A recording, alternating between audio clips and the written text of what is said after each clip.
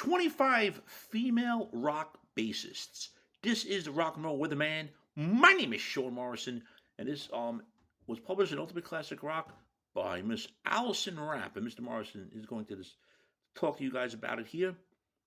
Simply behind every great rock band is a steady and sturdy bassist holding down the low end of things.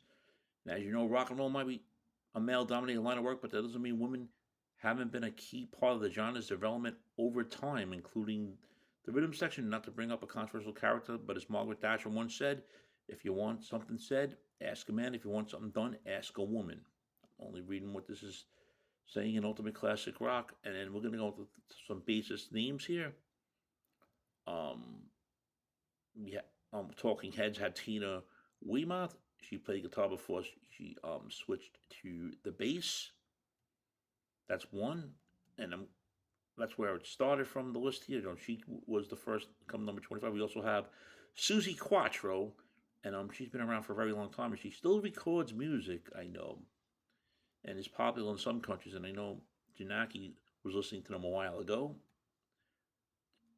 Also, Kathy Valentine from the Go-Go's. That's another one. We also have Kim Gordon from Sonic Youth. And then from the Pixies, we have Kim Deal. Some of these bands I know the names of, but I don't really listen to them, as you know. From the Smashing Pumpkins, Darsky Retsky. From the Runaways, of course, Jackie Fox. Carol Kay, who,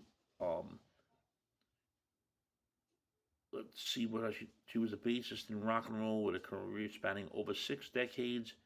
And she's worked with the Beach Boys, Gene Simmons, Cher, Frank Sinatra, Ray Charles, so many more. Amy Mann, you know her from Till Tuesday, that song Voices Carry as well. She's performed solo as well. The bassist from Hole from 1994 to 1999, Melissa Off D'Amour. I'm saying it right. Then we have Yolanda Charles, who's played with Paul Weller, Dave Stewart, Robbie Williams, Mick Jagger, the Waterboys, and many, many more. She was a member of Squeeze from 2017 to 2020. Simone Butler has played bass for a number of artists. Her primary gig is with a band called Primal Scream. Then we have Shona Tucker, who joined the Drive-By Truckers in 2003, replacing the band's original bassist, Mr. Earl Hicks. She stayed with them 2011. She has released her own solo music and went to form another band called Eye Candy.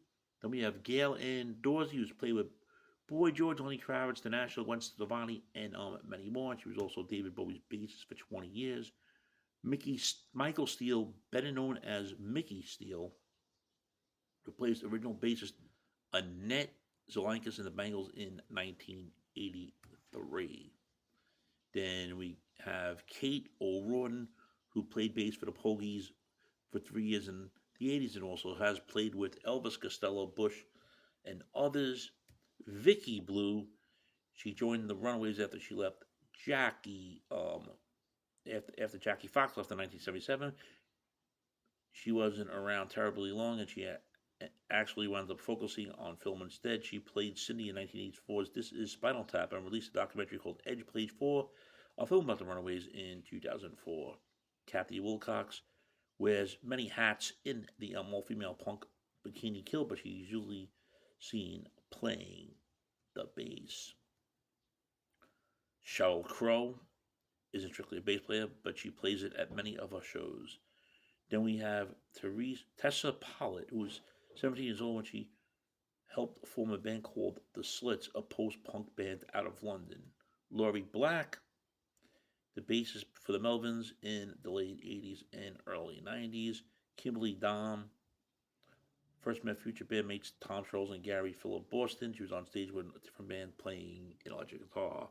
Then after that, Tom Scholz approached her, asked her next if she could play bass. I guess the rest is history after that. Kyra Rosler played bass in the punk band Black Flag from 1983 to 1985. Tracy Womack was the first band bassist. She was the first band bassist. Tracy was a part of the band. That's what said.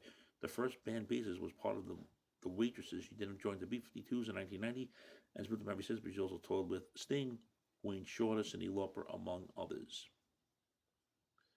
Then we have Annette Zalakis. Um, she actually rejoined the Bengals formally in 2018, over 30 years since they split up. She's also played in Blood on the Saddle and Medicine. Friends, if you're not subscribed to the show, Morrison, YouTube channel, please do so. Everyone else has to subscribe. We thank you very much for the continued love, honor, and support. It is greatly appreciated. So, friends, what do you think about this article that was in Ultimate Classic Rock about female rock bassists? Are you familiar with some of them? Are you not familiar with them? Your thoughts definitely on this article that was posted in Ultimate Classic Rock. And like I said, Mr. Morrison didn't know many of them at all. He didn't know some of them. I mean, he was familiar with most of them actually. And once again, the list of the 25 female rock bassists came from Miss Allison Rapp. Your thoughts, friends? Shame, shame, shame